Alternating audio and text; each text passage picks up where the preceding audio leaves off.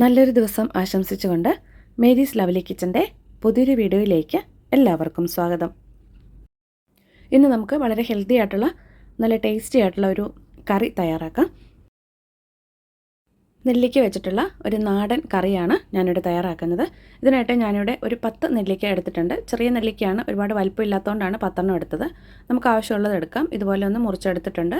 ഒരു സവാള സ്ലൈസ് ചെയ്തെടുത്തതുണ്ട്, 2 പച്ചമുളകും, കുറച്ച് ചുവന്നുള്ളി എടുത്തിട്ടുണ്ട്, ഒരു കഷ്ണം ഇഞ്ചി ചെറുതായി അരിഞ്ഞെടുത്തിട്ടുണ്ട്. ചുവന്നുള്ളി ഞാനൊരു 10-15 എടുത്തിട്ടുള്ളത്. നമ്മൾ മുറിച്ചെടുത്ത ഈ കഷ്ണങ്ങളെല്ലാം കൂടെ നമുക്കൊരു മൺചട്ടിയിലേക്ക് ഇട്ട് കൊടുക്കാം. നാടൻ കറിയാവുമ്പോൾ നമ്മളത് മൺചട്ടിയിൽ തയ്യാറാക്കുന്നതായിരിക്കും ടേസ്റ്റ്. എല്ലാം കൂടെ ഞാൻ ഈ ചട്ടിയിലേക്ക് ഇട്ട് കൊടുത്തിട്ടുണ്ട്. ഇനി ഇതിലേക്ക് ഒരല്പം പൊടികൾ ചേർത്ത് കൊടുക്കാം. ഞാനിതിലേക്ക് 1/4 ടീസ്പൂൺ മഞ്ഞൾപ്പൊടി ചേർക്കുന്നുണ്ട്. ഇനി ഒരല്പം മുളക് പൊടിയും കൂടി ചേർത്ത് കൊടുക്കുന്നുണ്ട്. പച്ചമുളക് നല്ല എരിവുള്ളത് കൊണ്ട് ഞാനിവിടെ 1 ടീസ്പൂൺ കാശ്മീരി ചില്ലി പൗഡറാണ് ചേർത്ത് കൊടുക്കുന്നത്. എരിവ് നിങ്ങൾക്ക് കൂടുതൽ വേണമെന്നുണ്ടെങ്കിൽ അതനുസരിച്ചുള്ള മുളക് പൊടി ചേർത്ത് കൊടുക്കാം. 1/2 ടീസ്പൂൺ ഉപ്പും 1 കപ്പ് വെള്ളം കൂടെ ഞാനിതിലേക്ക് ചേർത്ത് കൊടുത്തിട്ടുണ്ട്.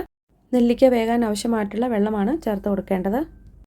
എല്ലാം കൂടെ ഒന്ന് ഇളക്കി യോജിപ്പിച്ചതിന് ശേഷം നമുക്കിനി ഇത് സ്റ്റൗവിൽ വെച്ച് അടച്ചു വെച്ച് ഒന്ന് വേവിച്ചെടുക്കാം. നെല്ലിക്ക വെന്ത് വരുന്ന സമയം കൊണ്ട് നമുക്കിതിലേക്കുള്ള അരപ്പ് തയ്യാറാക്കാം. അതിനായിട്ട് ഞാനിവിടെ അരമുറി തേങ്ങ എടുത്തിട്ടുണ്ട്. നിങ്ങൾക്ക് ചെറിയ തേങ്ങ വേണമെങ്കിൽ എടുക്കാം. ഞാനിപ്പോൾ ഇവിടെ ഒന്ന് കട്ട് ചെയ്തെടുത്തതാണ്. ഇത് ഞാനൊരു മിക്സിയുടെ ജാറിലേക്ക് ഇട്ട് കൊടുത്തിട്ടുണ്ട്. ഇനി ഇതിലേക്ക് 4-5 ചുവന്നുള്ളിയും കൂടി ചേർത്ത് കൊടുക്കാം. ഒരു 4 ചുവന്നുള്ളി എടുത്തിട്ടുണ്ട്. ഒരു 1/4 ടീസ്പൂൺ ചെറിയ ജീരകം കൂടി ചേർക്കുന്നുണ്ട്. ജീരകത്തിൻ്റെ ടേസ്റ്റ് ഇഷ്ടമുള്ളവർ അല്പം കൂടി വേണമെങ്കിൽ 1/2 ടീസ്പൂൺ വരെ ചേർത്ത് കൊടുക്കാം. ഇനി ഇതൊന്ന് ക്രഷ് ചെയ്തെടുത്തിട്ട് വരാം. ഇപ്പം ഞാൻ ഇതൊന്ന് ചതച്ച് എടുത്തിട്ടുണ്ട്. ഇപ്പോൾ തേങ്ങ നമ്മൾ ചിരകി എടുത്തതുപോലെ ആയിട്ടുണ്ട്. ഇനി ഇതിലേക്ക് നമുക്ക് ഈ തേങ്ങ നല്ല പേസ്റ്റ് പോലെ അരച്ചെടുക്കാൻ ആവശ്യമായിട്ടുള്ള അല്പം വെള്ളം കൂടി ചേർത്ത് കൊടുക്കാം. 1/4 ടീസ്പൂൺ മഞ്ഞൾപ്പൊടിയും കൂടി ഇതിലേക്ക് ചേർത്ത് കൊടുക്കാം. 1/4 ടീസ്പൂൺ മഞ്ഞൾപ്പൊടി നമ്മൾ നെല്ലിക്ക വേവിക്കാൻ നേരത്ത് ചേർത്തിട്ടുണ്ടായിരുന്നു. ഇനി ഇത് നല്ല പേസ്റ്റ് പോലെ അരച്ചെടുത്തിട്ട് വരാം. ഞാനിപ്പോൾ ഇത് നന്നായിട്ട് അരച്ചെടുത്തിട്ടുണ്ട്. ഇനി നമുക്കിത് മാറ്റി വയ്ക്കാം. നമ്മൾ വേവിക്കാനായിട്ട് വെച്ചിരുന്ന നെല്ലിക്ക വെന്തോന്ന് നോക്കാം. ഇതിപ്പോൾ വെള്ളമൊക്കെ വറ്റി പാകത്തിന് എല്ലാം നന്നായിട്ട് വെന്ത് വന്നിട്ടുണ്ട്. ഒരു കഷ്ണം നെല്ലിക്ക എടുത്തത് ഇതുപോലെ വെന്തോന്നൊന്ന് നോക്കാം. അത് നന്നായിട്ട് വെന്ത് വന്നിട്ടുണ്ട്. ഇനി ഇതിലേക്ക് നമുക്ക് നമ്മൾ അരച്ചുകൊണ്ട് വന്നിരിക്കുന്ന അരപ്പ് ചേർത്ത് കൊടുക്കാം. അരപ്പ് ചേർത്തിട്ട് എല്ലാം കൂടി നന്നായിട്ടൊന്ന് ഇളക്കി യോജിപ്പിക്കാം. മിക്സിയുടെ ജാറിലേക്ക് അല്പം വെള്ളം കൂടെ ഒഴിച്ച് കുറച്ച് വെള്ളം കൂടി നമുക്കിതിലേക്ക് ചേർത്ത് കൊടുക്കാം. വെള്ളം ചേർത്തിട്ട് ഒന്നും കൂടെ ഇളക്കി യോജിപ്പിക്കാം. നമുക്ക് ഗ്രേവി അല്പം കൂടി ആവശ്യമുണ്ടെങ്കിൽ ഒരല്പം കൂടി വെള്ളം ചേർത്ത് കൊടുക്കാം. കാരണം നല്ല തിക്കായിട്ടാണ് കറി ഇരിക്കുന്നത്. പക്ഷേ ഒരുപാട് വെള്ളം കൂടിപ്പോകാനും പാടില്ല. ഇത് കറി ഇരിക്കുന്നതോറും അല്പം കുറുകി വരും. നമ്മൾ നെല്ലിക്കയൊക്കെ നന്നായിട്ട് വേവിച്ച് ചേർത്താണ്. അതുപോലെ സവാളയും ഒക്കെ നമ്മൾ ചേർത്തിട്ടുള്ളത് കൊണ്ട് തന്നെ കറി ഒരല്പം തിക്കായിരിക്കും.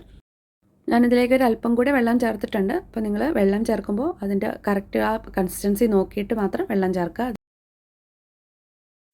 കറി ഒന്ന് തിളച്ച് വരുന്നത് വരെ അടച്ചു വയ്ക്കാം. ഇതിപ്പോൾ നന്നായിട്ട് തിളച്ച് വന്നിട്ടുണ്ട്. ഒന്ന് ഇളക്കിയിട്ട് കൊടുക്കാം. ഇതിലേക്ക് പാകത്തിനുള്ള ഉപ്പ് കൂടി ചേർത്ത് കൊടുക്കാം. നമ്മൾ അരപ്പ് ചേർത്തിട്ട് ഇതിലേക്ക് പിന്നീട് ഉപ്പ് ചേർത്തിട്ടില്ലായിരുന്നു. അല്പം ഉപ്പ് കൂടി ഞാൻ ചേർത്ത് കൊടുത്തിട്ടുണ്ട്. ഇനി ഇതിലേക്ക് ഞാനൊരു 1/4 ടീസ്പൂൺ ഉലുവാപ്പൊടിയും കൂടി ചേർത്ത് കൊടുക്കുന്നുണ്ട്. ഉലുവാപ്പൊടിയും കൂടി ചേർത്ത് എല്ലാം കൂടി നന്നായിട്ട് ഒന്നുകൂടെ ഇളക്കി യോജിപ്പിക്കാം. കറി ഒന്നുകൂടെ ഒന്ന് തിളച്ച് വരുന്നത് വരെ നമുക്ക് വെയിറ്റ് ചെയ്യാം. അപ്പോൾ നമ്മുടെ കറി ഇവിടെ റെഡി ആയിട്ടുണ്ട്. ഇനി ഇതിലേക്ക് കടുക് താളിച്ച് ചേർക്കാം. പാനിലേക്ക് 2 ടേബിൾ സ്പൂൺ വെളിച്ചെണ്ണ ചേർത്ത് കൊടുക്കുന്നുണ്ട്. വെളിച്ചെണ്ണ നന്നായിട്ട് ചൂടായിട്ട് വരുമ്പോൾ ഇതിലേക്ക് 1 ടീസ്പൂൺ കടുക് ചേർത്ത് കൊടുക്കാം. കടുകെല്ലാം നന്നായിട്ട് പൊട്ടി വന്നിട്ടുണ്ട്. ഇതിലേക്ക് 4-5 ചുവന്നുള്ളി ചെറുതായി വട്ടത്തിലരിഞ്ഞതും 2 വറ്റൽമുളക് മുറിച്ചതും കൂടെ ഇട്ട് കൊടുത്തിട്ടുണ്ട്. ഉള്ളിയും വറ്റൽമുളകും ഒക്കെ നന്നായിട്ട് മൂത്ത് വന്നിട്ടുണ്ട്. കറിവേപ്പില ഉണ്ടെങ്കിൽ അതും കൂടി ഇതിലേക്ക് ചേർത്ത് കൊടുക്കാം.